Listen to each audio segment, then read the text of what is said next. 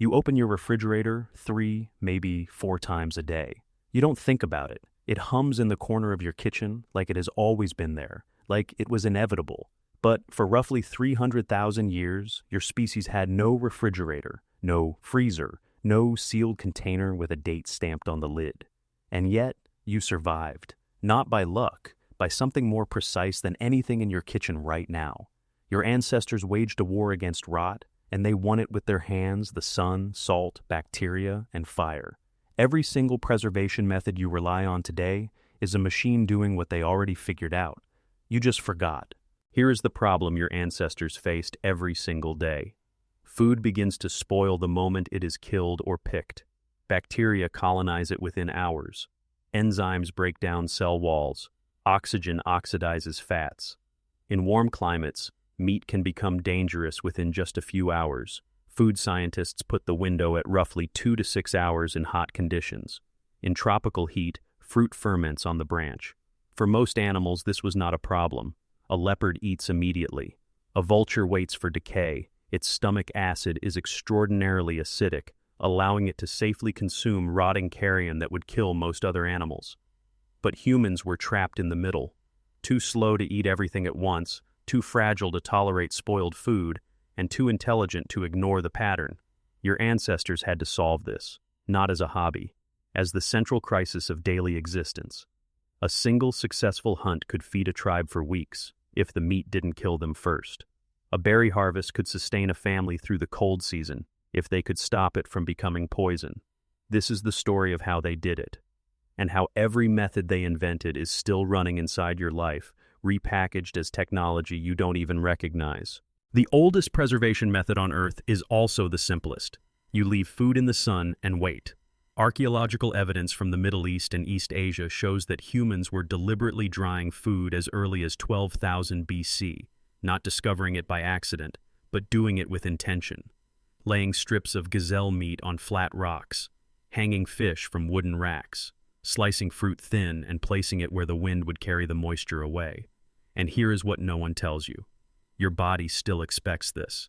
That craving you get for jerky, for dried apricots, for the concentrated sweetness of a raisin, that is not a snack preference. That is a 14,000-year-old signal. Dried food is the most calorie-dense thing your ancestors could carry.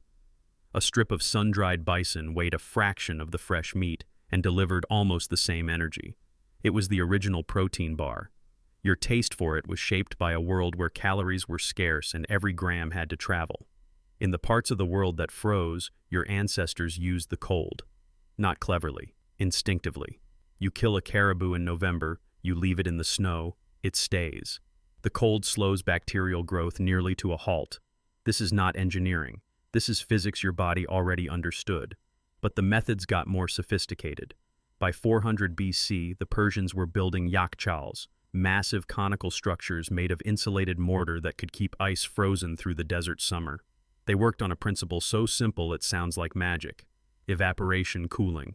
Wind passed over the structure's surface, water evaporated from a shallow pool at the base, and the interior stayed cold enough to preserve meat and dairy for months in 40-degree heat.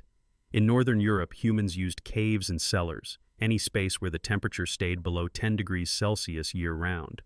In colonial America, estates had dedicated ice houses, packed with lake ice insulated under straw, that could keep food cold for months. Your freezer is not an invention. It is the latest model of a device your species has been building for 2,500 years. The compressor just replaced the wind. And here is where it gets interesting. Salt does something that still feels like sorcery when you understand it. It pulls water out of cells, both the food cells and the bacteria's cells. Without water, bacteria cannot multiply. The meat doesn't rot because the bacteria literally dehydrate before they can colonize it. Early humans didn't know the microbiology, but they knew the result. Rub salt into a fish, leave it in the sun, and it becomes something that will feed you months from now. Pack meat in rock salt, and it transforms from a decaying liability into a compact, transportable, shelf-stable source of survival. By the Roman era, salt was so critical to food preservation that it became currency.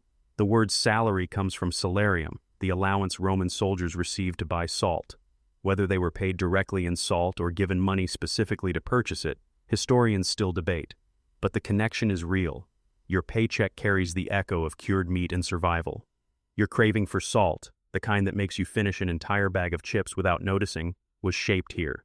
In the ancestral environment, salt was rare, hard to find, and biologically essential. Your body hoarded it because it had to. It still hoards it. The bag of chips is just your kidneys running Pleistocene software in a world where salt costs 89 cents. Now we arrive at the strangest one. Fermentation was not invented. It was discovered, and almost certainly by accident. A handful of wild grain gets rained on. Yeast lands on the wet mash. Within days, the sugars have been converted to alcohol and carbon dioxide. The first beer is born, not from inspiration, but from neglect. Someone drank it anyway, and something extraordinary happened. The liquid didn't make them sick, it made them feel different. Warm, slightly untethered. But fermentation was far more than alcohol. It was the most sophisticated preservation system your ancestors ever deployed, because it weaponized the enemy. The same bacteria that rot food can, under the right conditions, preserve it. Lactobacillus bacteria consume the sugars in cabbage and produce lactic acid. The acid lowers the pH so drastically that no harmful organism can survive. This is sauerkraut. This is kimchi. This is every fermented food on Earth. Your ancestors didn't know lactobacillus existed. They couldn't see it. They just noticed that if you buried cabbage in a pot with salt and left it alone, it transformed into something tangy and sharp that could sit in a cellar for months without spoiling. And here is what should unsettle you. Fermentation is controlled rot. Every fermented food you love, cheese, yogurt, sourdough, beer, wine, soy sauce, pickles, vinegar, is decay that was interrupted at exactly the right moment. Some anthropologists have proposed that the agricultural revolution, the moment humans stopped wandering and started farming, was driven not only by the need for bread, but partly by the desire for fermented grain. The moment humans stopped wandering and started farming. It's a minority view among archaeologists, and most researchers still point to food security as the primary driver.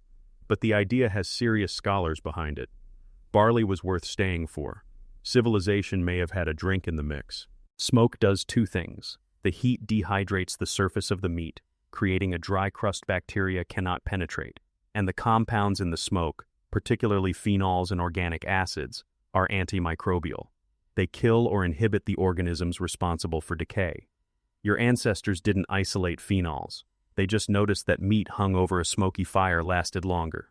So they did it again, and again, and again, until the method became tradition, and the tradition became flavor, and the flavor became something your tongue still expects when you eat anything smoked: bacon, salmon, ham, Gouda. That smokiness is not a taste. It is a survival signal your brain has never stopped rewarding you for. And then there is fat, one of the most elegant preservation methods ever devised. You cook meat slowly until every trace of moisture is gone.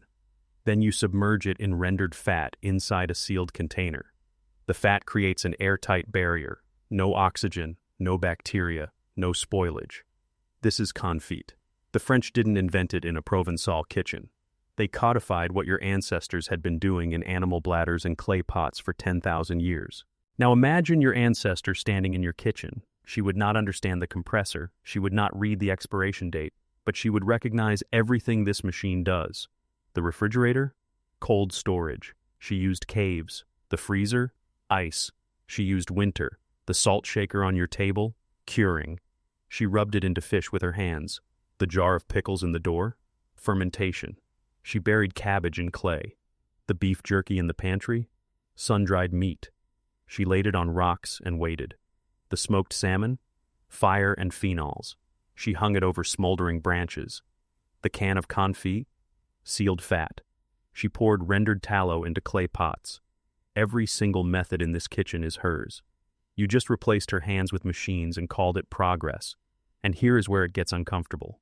She knew how every one of these methods worked. Not the chemistry, but the practice, the timing, the feel of salt between her fingers, the smell of meat that was curing correctly versus meat that was failing. She could read the wind to know if drying would work that day. She could taste fermentation and know when to stop it. You cannot do any of this. You open a fridge and trust a light and a hum. The knowledge that kept your species alive for hundreds of thousands of years was not lost. It was outsourced. And the part of your brain that used to carry it is still there, still expecting you to use it, still quietly confused about why you can't keep leftovers fresh for 3 days when your ancestors kept meat edible for months, with nothing but their hands and what the land provided. Preservation wasn't just about food, it was about time.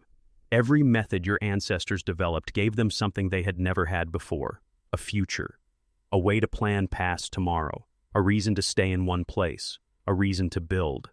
Fermentation gave us agriculture, salt gave us trade routes, drying gave us migration, smoking gave us storage through winter. Preservation is what turned humans from animals that followed food into creatures that stored it. The refrigerator didn't change your relationship with food, it just made you forget what that relationship cost. Next time you open that door and the cold air hits your face, remember, you are not checking a machine. You are checking a cave your species spent hundreds of thousands of years learning to build. And the hum you hear is the sound of a war against rot that your body still thinks it's fighting. If that's interesting to you, you know what to do.